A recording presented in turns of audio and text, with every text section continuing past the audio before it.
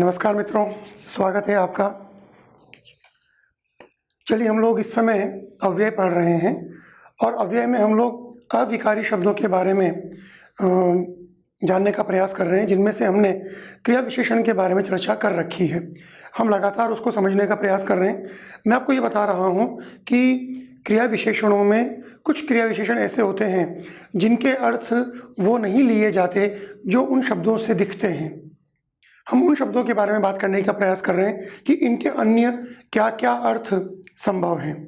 ठीक है मित्रों, तो उसी को आगे बढ़ाते हुए हमने पिछला जो शब्द छोड़ा था उसके आगे बढ़ते हैं। हमने अब तक बात की थी कि जब तक मैं ना आऊँ, है ना, तुम यहीं रहना, और ये निषेधात्मक वाक्य है, निषेधात्मक भाव देता है। अब इसके आगे हम बात करेंगे कि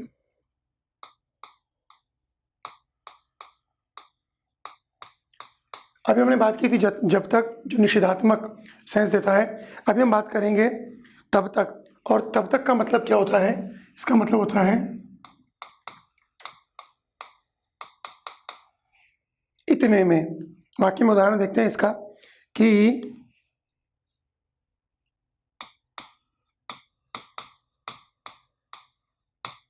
सुरेश को इतने घाव तो थे ही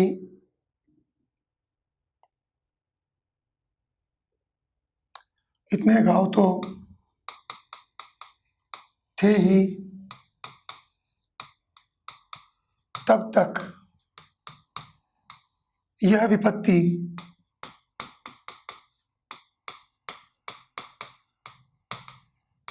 और आ पड़ी। मतलब उस व्यक्ति के पास में पहले से बहुत सारे घाव थे, इतने में क्या हुआ, एक विपत्ति और आ पड़ी। तो ये जो तब तक शब्द है, यह इतने में, इस सेंस में काम में लिया जाता है। चलिए आगे बात करते हैं जहाँ तक। और जहाँ तक का जो तात्पर्य होगा वो परिणामवाचक होगा, मतलब इससे कोई रिजल्ट इंगित होगा क्रिया का। उदाहरण के साथ में देखते हैं। देखो, सबसे पहले अपन लिखे जहाँ तक,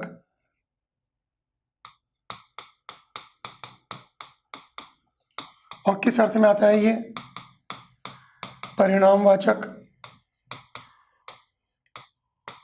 और उदाहरण क्या है इसका? इसका उदाहरण है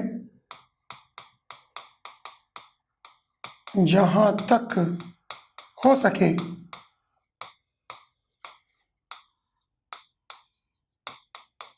जहां तक हो सके सच बोलो। ठीक है ना? यानी यह वाक्य क्या परिणाम दे रहा है आपको कि जहां तक हो सके आप सच बोलें, आपको सच बोलना चाहिए, आपका जो भी जीवन हो उसमें सच का भाव होना चाहिए। इसलिए कहा गया भी जहां तक हो सके आप सच बोलने का प्रयास करें। ठीक इसी प्रकार एक और चीज़ है कि यहाँ तक, और यहाँ तक जो है उसका प्रयोग भी परिणामवाचक ही होता है। जैसे जहाँ तक है वैसे यहाँ तक है, और इसका भी जो भाव होगा वो परिणामवाचक होगा।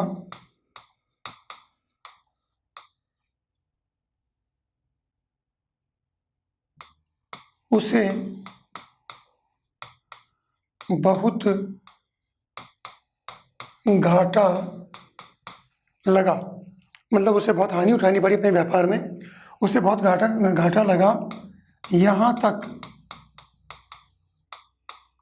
कि उसका मकान भी बिक गया। ठीक है, घाटा लगा, परिणाम क्या हुआ, उसका मकान भी बिक गया। तो ऑब्वियसली यहाँ तक जो शब्द है वह परिणाम को बता रहा है।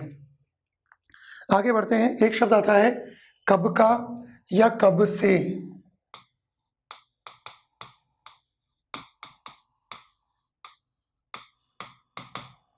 कब का या कब से, इन दोनों का मतलब एक ही है। और क्या मतलब है? बहुत देर से, है ना। कब का या कब से, जैसे मैं कब का यहाँ खड़ा हूँ, है ना, या माताजी कब से तुम्हें पुकार रही हैं। मैं कब का यहाँ खड़ा हूँ।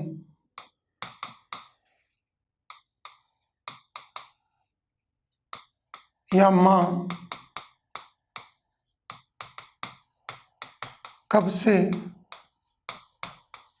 तुम्हें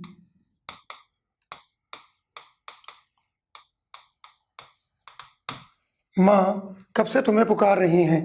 ठीक है, तो कब से या कब का ये क्या कह रहा है, ये कह रहा है बहुत देर से, कि मैं यहाँ बहुत देर से खड़ा हूँ और माँ तुम्हें बहुत देर से पुकार रही हैं। तो इसमें जो सेंस आ रहा है कब का या कब से, वो किस सेंस में आ रहा है, वो आ रहा है बहुत देर से के सेंस में। इसी प्रकार अगला शब्द है हमारा क्यों कर।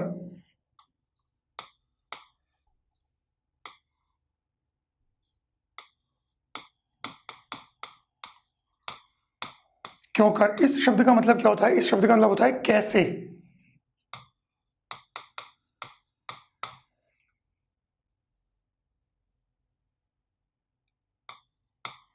इस समस्या से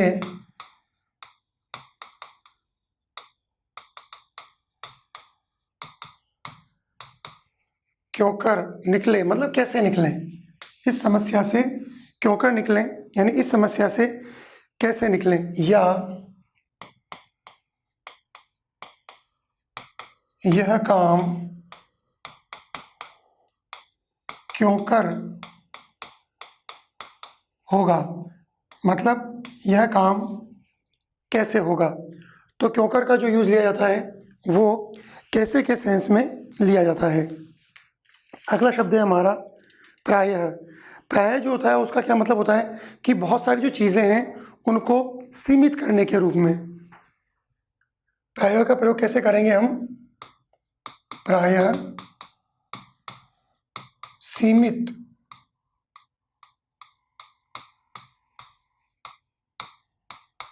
करने के भाव में। किसी भी चीज़ को हमें सीमित करना है तो उसको सीमित करने के लिए हम प्रायः काम में लेते हैं कि इस पुस्तक में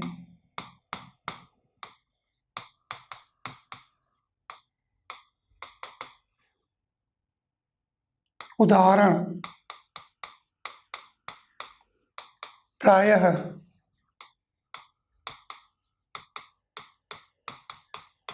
महाभारत से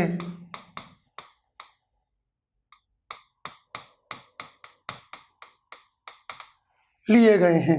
इस पुस्तक में उदाहरण प्रायः महाभारत में लिए गए हैं, मतलब इसमें जो उदाहरण लिए गए हैं अधिकांश उदाहरण कहाँ से हैं, महाभारत से हैं। सीमित कर दिया सारे उदाहरणों को, किसके लिए, महाभारत पुस्तक के लिए। तो प्रायः शब्द का जो प्रयोग हुआ वो सीमित करने के लिए आएगा। और इसी तरह का एक प्रयोग होता है बहुधा, कि हम बहुधा इस होटल में खाना खाने आते हैं, यानी हम बहुत सारे होटल हैं उनको छोड़कर केवल इसी होटल के अंदर हम लोग अक्सर आते हैं। इसी प्रकार अगला शब्द है वह है तो। ये क्या करता है, ये निश्चय या आग्रह को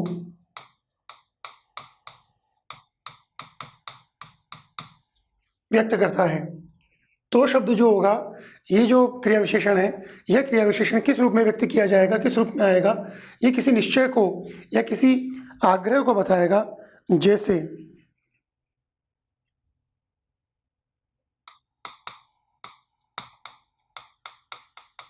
तुम वहां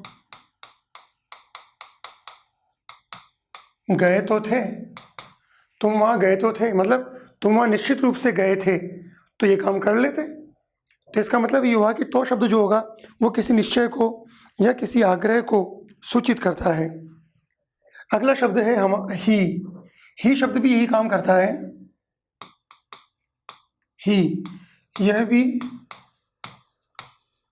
निश्चय को व्यक्त करता है और ही के साथ में एक विशेषता और भी है कि कई बार ये अपने से जो पहले शब्द आते हैं उनके साथ में संयोग कर लेता है। कई बार पहले आने वाले शब्दों से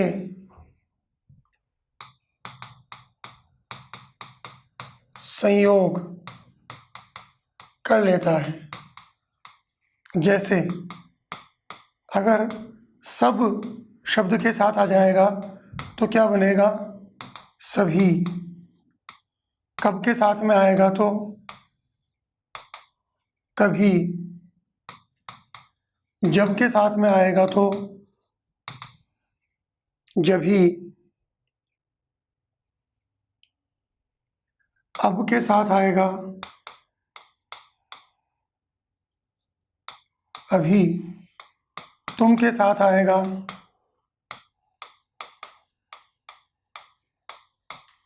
तुम ही।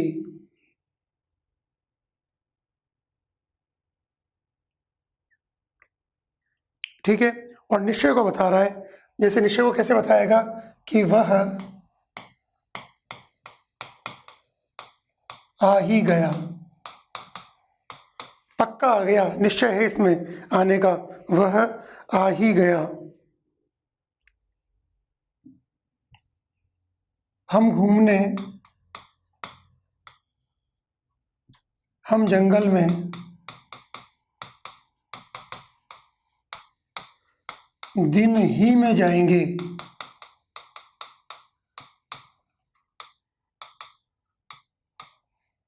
हम जंगल में दिन ही में जाएंगे। दिन ही में जाएंगे मतलब क्या हुआ? निश्चय कर दिया कि हम दिन में ही जाएंगे, हम रात को नहीं जाएंगे, क्योंकि जंगली जानवर रहते हैं, तो जंगल में हम दिन ही में जाएंगे। अगला शब्द लेते हैं हम लोग मात्र। और मात्र शब्द का जो प्रयोग होता है यह लिया था केवल के अर्थ में। मात्र शब्द का प्रयोग केवल के अर्थ में करेंगे। इसका प्रयोग कई जगह करते भी हो, लेकिन मैं जो अर्थ बता रहा हूँ, मैं जो वाक्य में उदाहरण बता रहा हूँ वह थोड़ा सा अलग होगा। जैसे उसके तन पर लंगोटी मात्र थी। उसके तन पर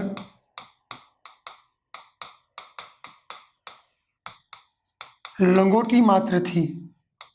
तो यहाँ पर मात्र शब्द जो लंगोटी के साथ आया है, ये क्या कहना चाह रहा है कि उसके पास में केवल लंगोटी थी।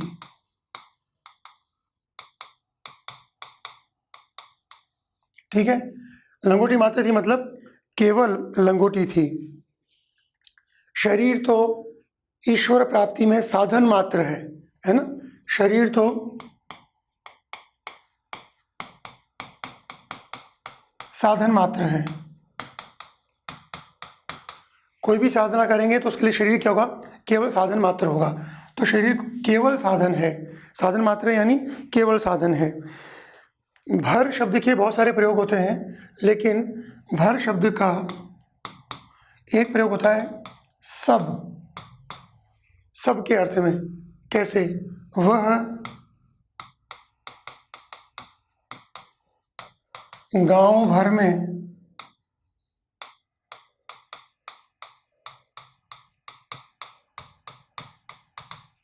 घूमता रहता है। मतलब उसका कोई काम नहीं है, वो कोई काम नहीं करता। वो क्या काम करता है? वो गांव भर में घूमता रहता है, यानी वह सब गांव में घूमता रहता है ना।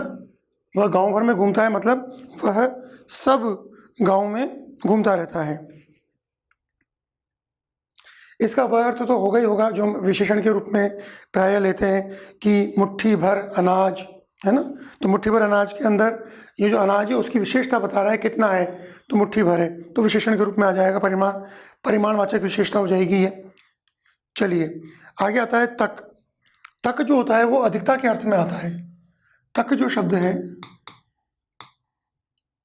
ये अधिकता के अर्थ में।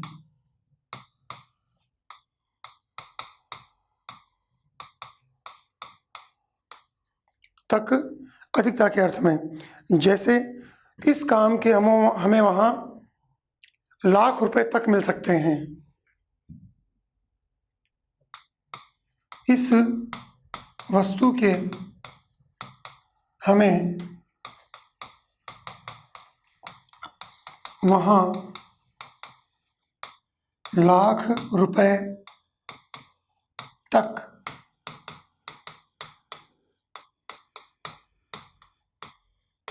मिल सकते हैं। लाख रुपए तक मिल सकते हैं मतलब ये अधिकता के अर्थ में बता रहा है कि इससे ज़्यादा नहीं मिलेंगे, लाख रुपए तक मिल सकते हैं।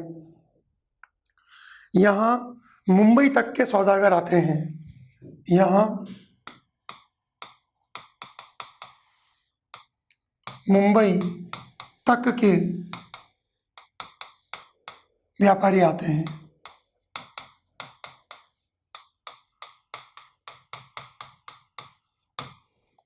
ठीक है, तो मुंबई तक के भी है ना, वहाँ तक के भी व्यापारी आते हैं। निषेध के अर्थ में कैसे? जैसे अगर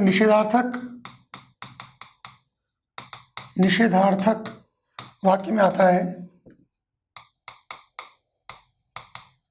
तो इसका प्रयोग कैसे होगा? निषेध के अंदर ही के रूप में। कैसे? मैंने उसे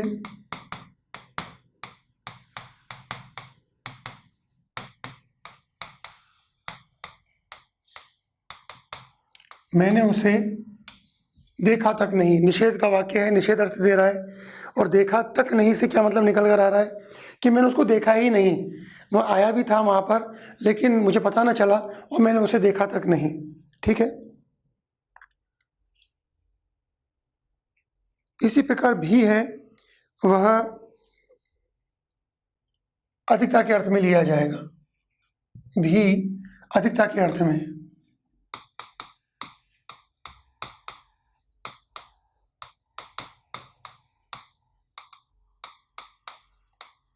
भी किस अर्थ में लेंगे हम लोग? अधिकता के अर्थ में। और इसके लिए जो वाक्य बनेगा वह वाक्य क्या बनेगा कि हमने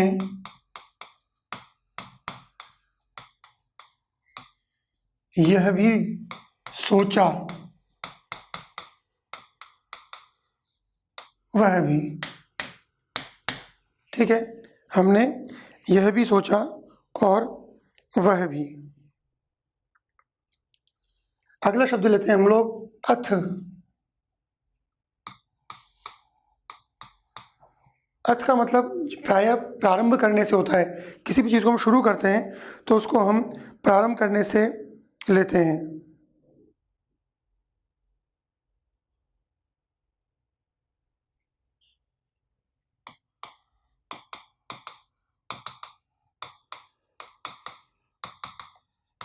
अर्थ क्या होता है? प्रारंभ करने से जुड़ा हुआ होता है, प्रारंभ करने का भाव होता है। जैसे एक टीवी सीरियल आता था महाभारत, ठीक है, उसके अंदर जो उसके मुखड़े में उसका जो टाइटल सॉन्ग था उसके अंदर एक लाइन आती है, अथ श्री महाभारत कथा, कि अब हम क्या कर रहे हैं? हम महाभारत कथा को शुरू कर रहे हैं। तो अथ जो होगा ये प्रारंभ करने के भाव में आएगा।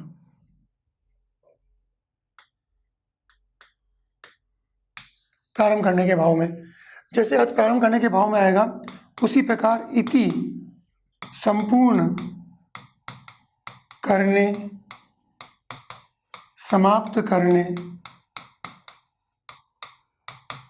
के भाव में आएगा कि अब इस कार्य की इति श्री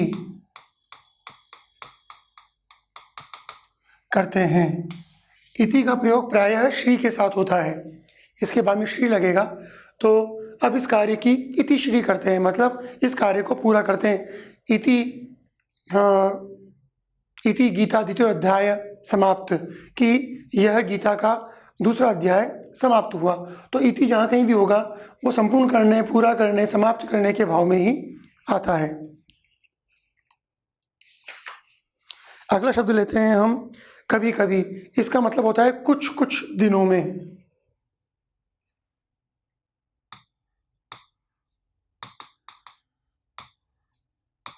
कभी कभी क्या मतलब निकलेगा इसका? कुछ कुछ दिनों में, मतलब यह घटना कभी कभी होती है, मतलब कुछ कुछ दिनों में ये घटना हो रही है। जैसे वो गाना था ना, कभी कभी मेरे दिल में ये ख्याल आता है, यानी कुछ कुछ दिनों में रह रह कर मुझे ये ख्याल बार बार आता है।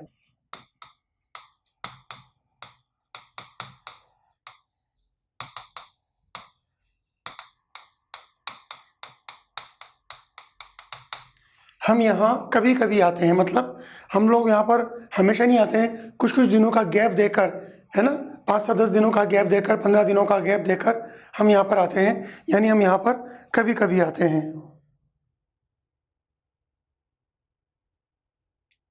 इसी प्रकार एक शब्द है कब कब।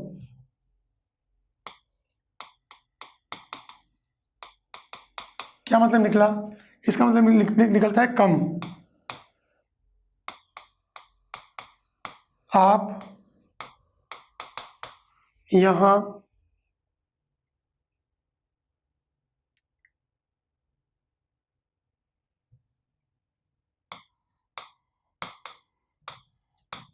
कब कब आते हैं, आप यहाँ कब कब आते हैं। इसका मतलब क्या हुआ कि आप यहाँ पर बहुत कम आते हैं। तो कब कब का जो प्रयोग हुआ वो कम या बहुत कम के लिए होगा।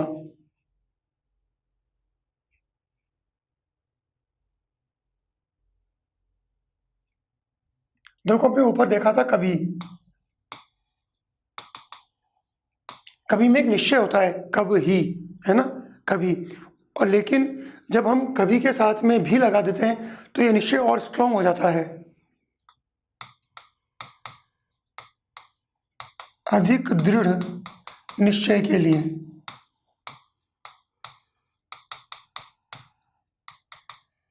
ठीक है, कभी शब्द निश्चय को बताता है और कभी भी शब्द दृढ़ निश्चय को, अधिक निश्चय को बताता है।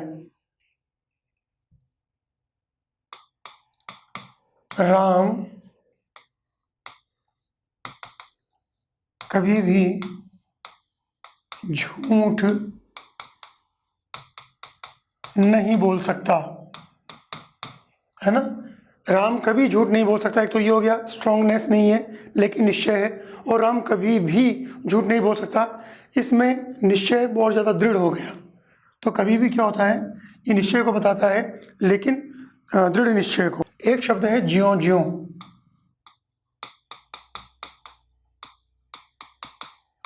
ज्यों ज्यों क्या करता है, ये उत्तरोत्तर यानी क्रमशः, लगातार, कमी या वृद्धि को बताता है।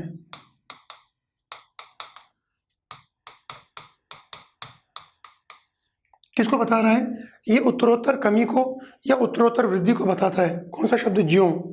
कैसे,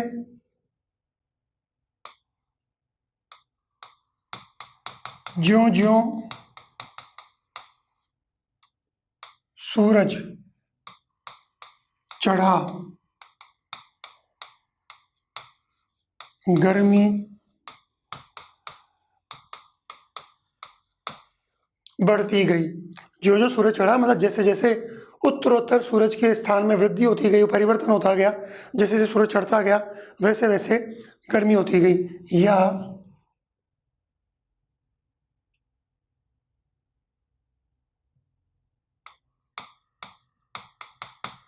ज्यों ज्यों डूबे श्याम रंग, त्यों त्यों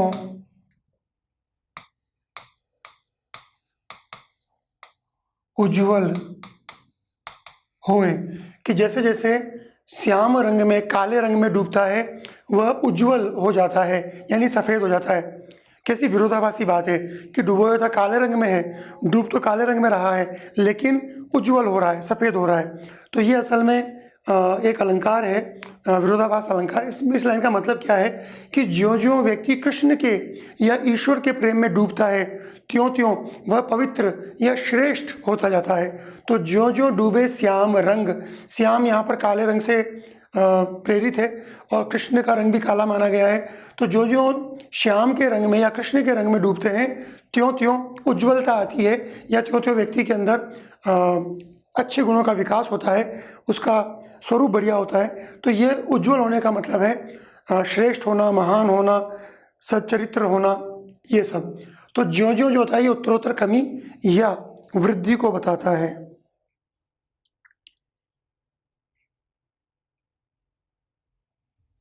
ऐसे एक शब्द है जहां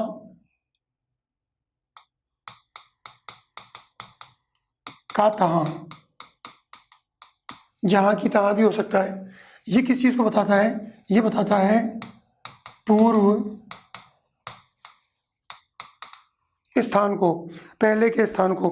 मतलब कोई जो स्थान पहले का था उसका स्थान अभी भी वहीं का वहीं है, ये इस बात को इंगित करता है पूर्व स्थान को। कैसे? कि पुस्तक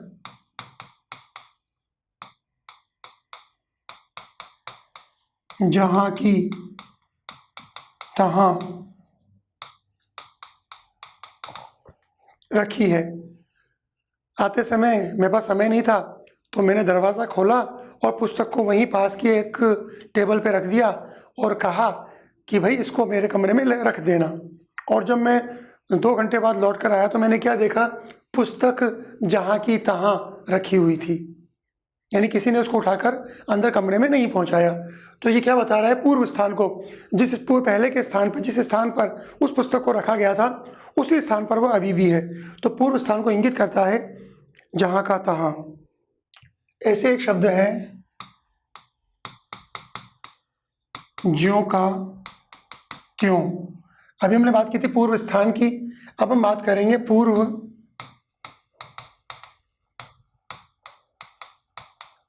स्थिति की। मतलब ज्यों का त्यों जो है ये पूर्व की स्थिति को, पूर्व की दशा को बताता है कि किला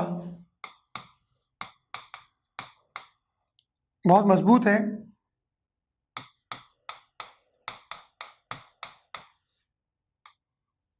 किला अत्यंत सुदृढ़ है, यह ज्यों का त्यों खड़ा है,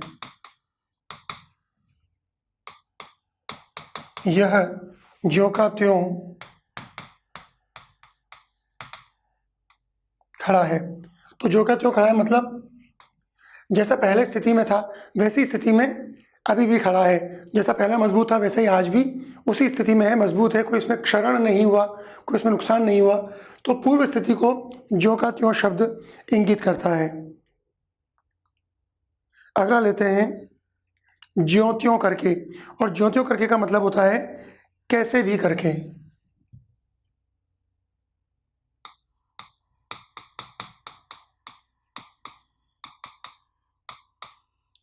ज्यों त्यों करके का मतलब क्या होगा? कैसे भी करके, या जैसे हम बोलते हैं ना येन केन प्रकारेण, है ना। ये मतलब कैसे भी, ऊपर नीचे दाएं बाएं, कैसे भी करके, एनी हाउ, है ना, कैसे भी करके, या येन केन प्रकारेण।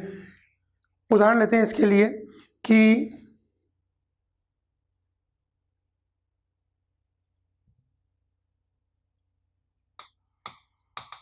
ट्रेन सुबह ही मिलेगी, ज्यों त्यों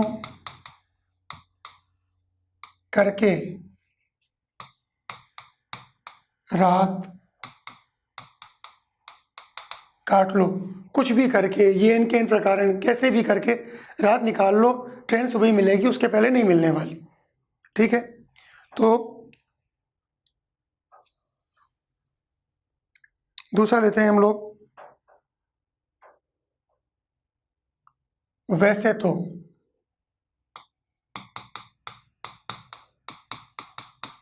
वैसे तो का मतलब होता है दूसरे विचार से, दूसरे विचार से, है ना। यह इसका मतलब होता है स्वभाव से।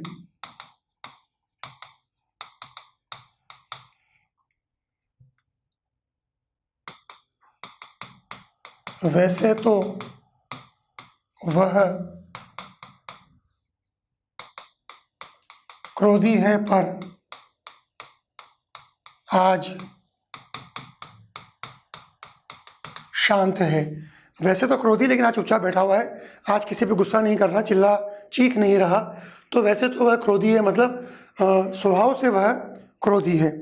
और एक उदाहरण इसका भी ले लें दूसरे विचार से, इसका निकल कर आता है, वैसे तो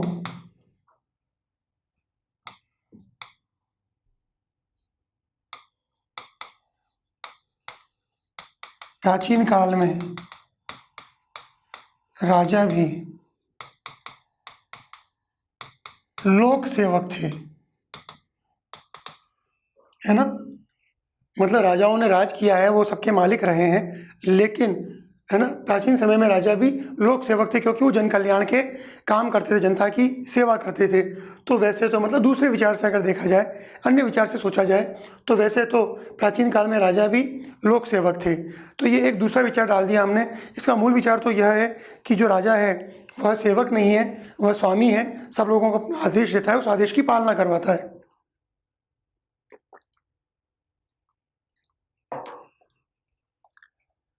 चलिए अगला शब्द रहते हैं होते होते।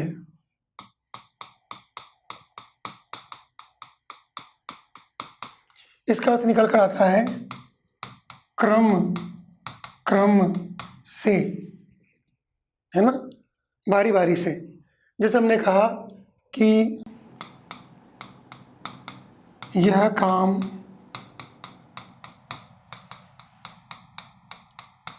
होते होते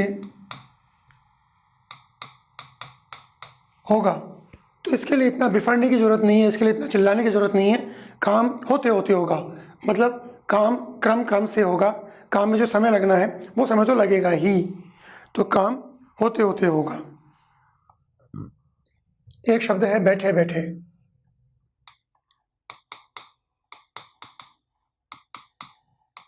क्या मतलब निकलता है इसका? इसका मतलब निकलता है बिना परिश्रम के, है ना। बैठे बैठे मतलब बिना किसी मेहनत के। वह, या कर दीजिए इसको, रमेश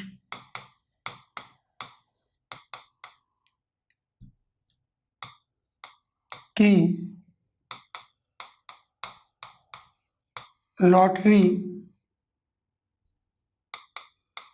लग गई है, वह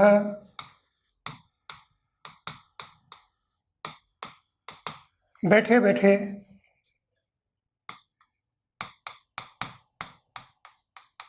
खाता है। बैठे बैठे खाता है मतलब बिना परिश्रम के वो खाता है, क्योंकि उसके पास में बहुत सारा पैसा आ गया है, कोई काम करने की आवश्यकता वो महसूस नहीं करता, इसलिए वह बैठे बैठे खाता है। ठीक इसी प्रकार एक शब्द होता है खड़े खड़े। खड़े खड़े शब्द का मतलब क्या होता है? तुरंत। खड़े खड़े शब्द का मतलब तुरंत। यह रुपए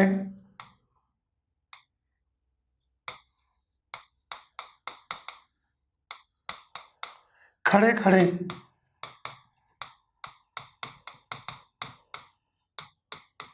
वसूल हो सकते हैं। ये जो रुपए हैं, इन रुपयों को हम तुरंत वसूल कर सकते हैं अगर हम ऐसा कर लें। तो यह रुपए खड़े खड़े वसूल हो सकते हैं, यानी तुरंत वसूल हो सकते हैं। खड़े खड़े शब्द का मतलब है तुरंत। इसी प्रकार एक शब्द है क्यों नहीं। इसका प्रयोग किस रूप में होता है? इसका प्रयोग होता है हाँ के रूप में। हाँ के रूप में। क्या हम घूमने चलें? एक मित्र ने दूसरे मित्र से पूछा क्या हम घूमने चलें?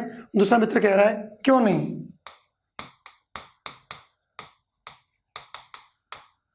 क्यों नहीं? क्यों नहीं से क्या मतलब निकला? हाँ, कि चलो हम घूमने चलते हैं।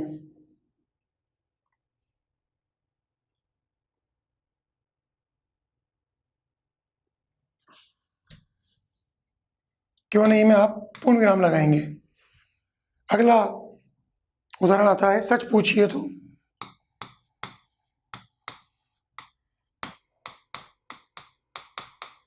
सच पूछिए तो, सच पूछिए तो शब्द का मतलब क्या होता है? सचमुच।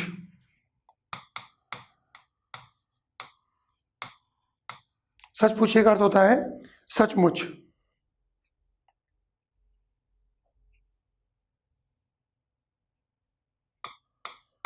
उदाहरण दिया, सच पूछिए तो मुझे वह आदमी पसंद ही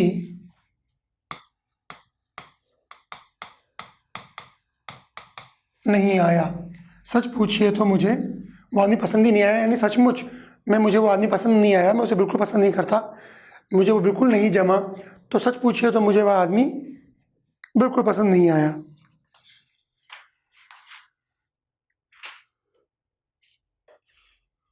मित्रों, ये वो उदाहरण थे जिन उदाहरणों के बारे में मैं आपसे चर्चा करना चाह रहा था। यहाँ पर हम लोग क्रिया विशेषणों को समाप्त करेंगे। क्रिया विशेषण अविकारी या अव्ययी जो शब्द थे, उन अव्यय शब्दों के अंदर पहला हमारा सेगमेंट थे, पहला हमारा भेद थे। अव्यय शब्दों के अंदर या अविकारी शब्दों के अंदर जो हमारा दूसरा सेगमेंट है वह है संबंध बोधक अव्यय। यानी यहाँ से हम एक नया टॉपिक शुरू कर रहे हैं, संबंध बोधक अव्यय।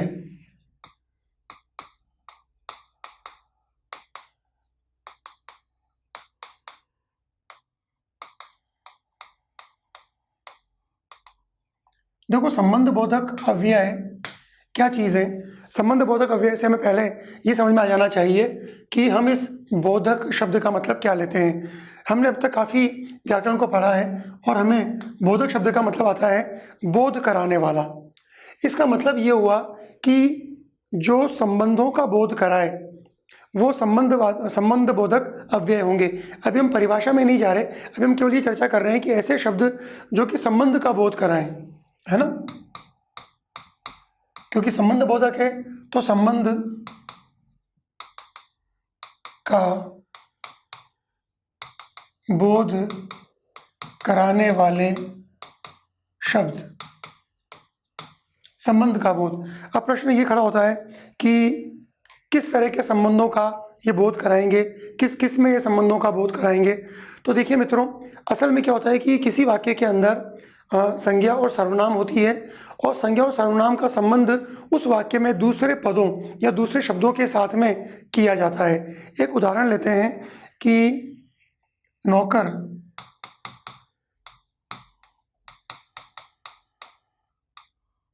गांव तक गया। तो इसके अंदर ध्यान रखिए, गांव एक संज्ञा है ना, और गया ये क्रिया है। तो संज्ञा का इस वाक्य में जो दूसरी चीज़ें हैं, चाहे वो क्रिया हो चाहे वो विशेषण हो, उनके साथ में जो संबंध स्थापित हो रहा है, उस संबंध का बोध कराने के लिए हम जिन शब्दों का प्रयोग करते हैं उसको आपने संबंध बोधक अव्यय कहा। तो यहाँ पर ये जो तक है, ये तक इस गांव और गया इन दोनों शब्दों के अंदर संबंध स्थापित कर रहा है, इसीलिए इस तक को हमने संबंध बोधक अव्यय कहा। एक उदाहरण और लेते हैं अपन संबंध बोधक का ही।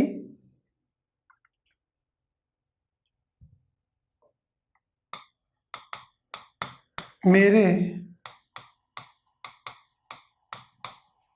मोहल्ले में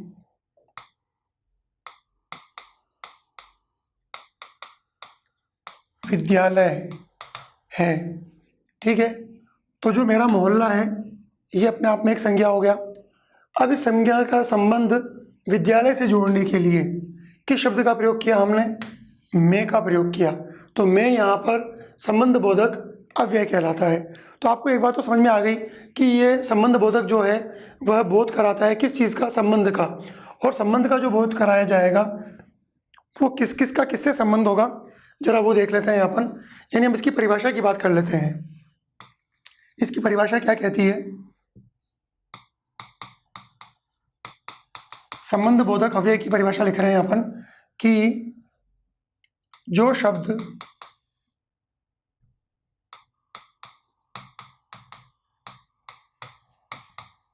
संज्ञा या सर्वनाम का संबंध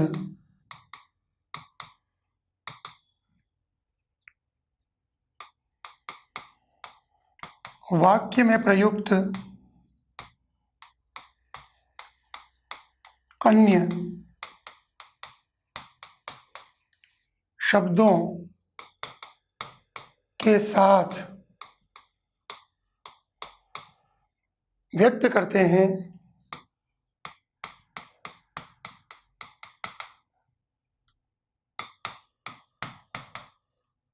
संबंध बोधक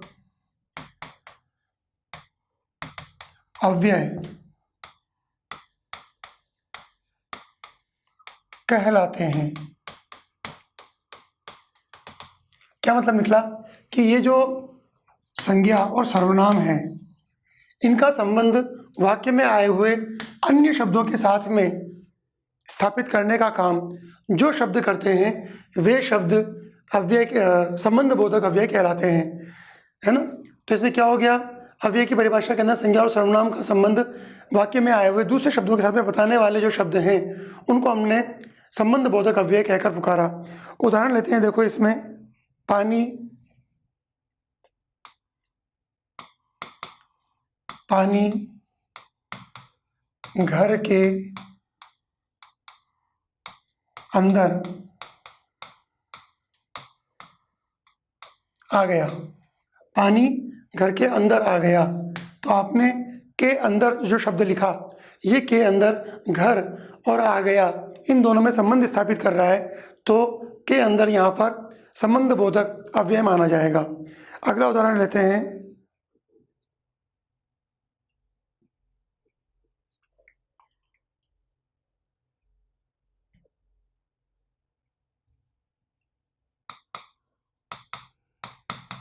खाने से पहले हाथ धो लो।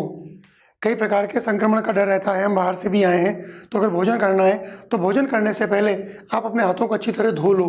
तो खाने से पहले, ये जो से पहले है, से पहले खाने में और हाथ में संबंध व्यक्त कर रहा है, इसलिए से पहले जो शब्द हुआ यह संबंध बोधक अव्यय के रूप में माना जाएगा। और उदाहरण लेते हैं, देखो चकोर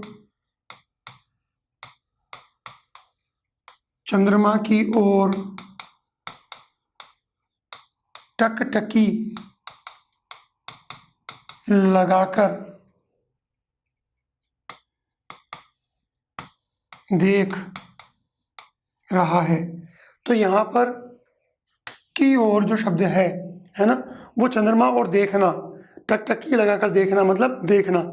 तो चकोर जो है वो चंद्रमा और देखना, इन दोनों के अंदर संबंध स्थापित करने का काम की ओर कर रहा है। चंद्रमा में और देखने में कौन सा चीज़ की ओर क्या कर रहा है, संबंध स्थापित कर रहा है। तो की ओर यहाँ पर क्या हुआ, की ओर यहाँ पर संबंध बोधक अव्यय हुआ।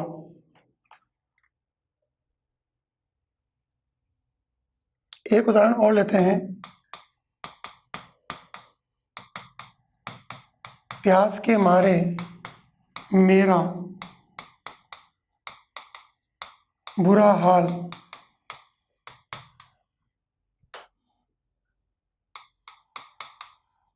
हो रहा था। तो प्यास और मेरा इन दोनों के बीच में संबंध स्थापित कराने का काम कर रहा है के मारे। तो के मारे जो शब्द हुआ वो यहाँ पर संबंध बोधक अव्यय के रूप में हमारे सामने आता है। संबंध बोधक अव्यय के रूप में हम किन किन शब्दों को लिख सकते हैं, जरा उन शब्दों की एक सूची बनाते हैं ताकि हमें ध्यान रहे कि हम किन किन शब्दों को संबंध सूचक या संबंधवाचक अव्यय कह सकते हैं। तो देखिए इसके अंदर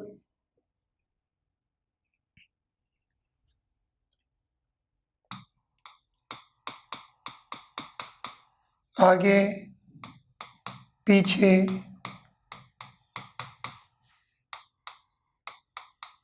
ऊपर नीचे बाद, पहले, पूर्व,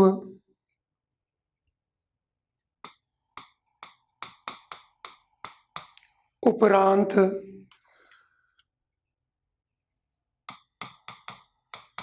तले, सामने,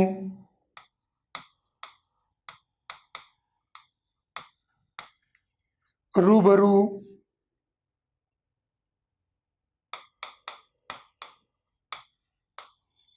निकट,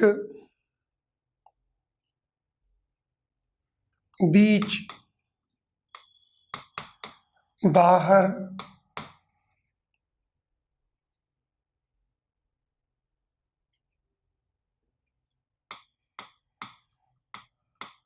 परे,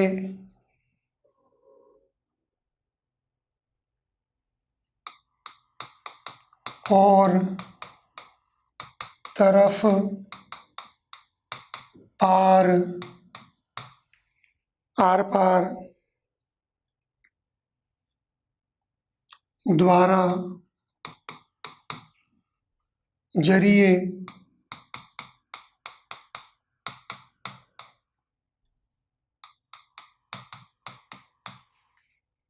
हंसते,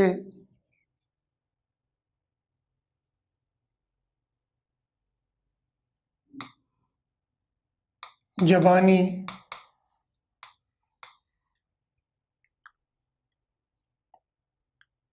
लिए,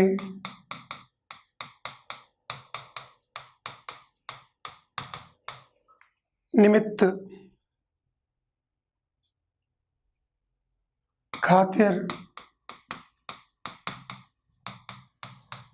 कारण,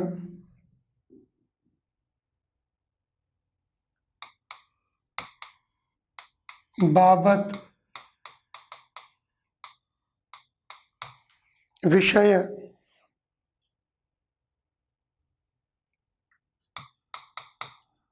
जान, भरोसे,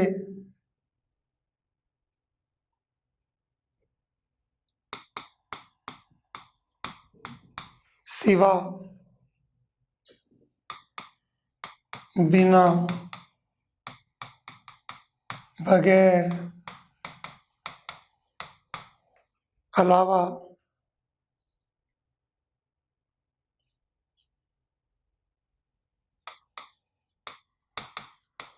बदले, एवज,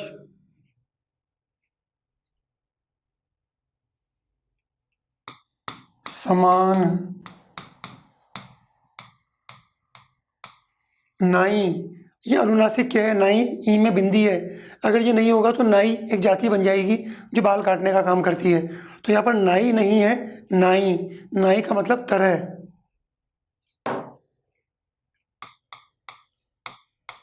तुल्य, योग्य, बराबर,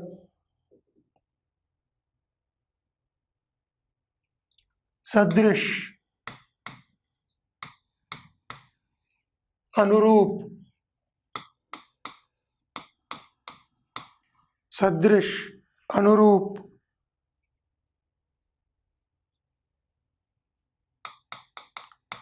ऐसा,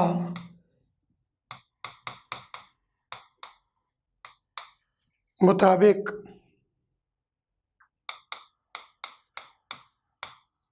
विरुद्ध, खिलाफ, विरुद्ध, खिलाफ, उल्टा,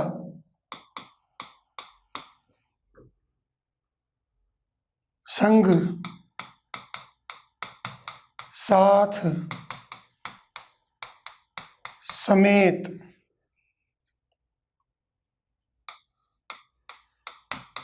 पूर्व, अधीन, स्वाधीन, तक, पर्यंत, लो, जहां लो। लो मतलब जहां तक, लौ का मतलब क्या है? तक, भर, मात्र इत्यादि।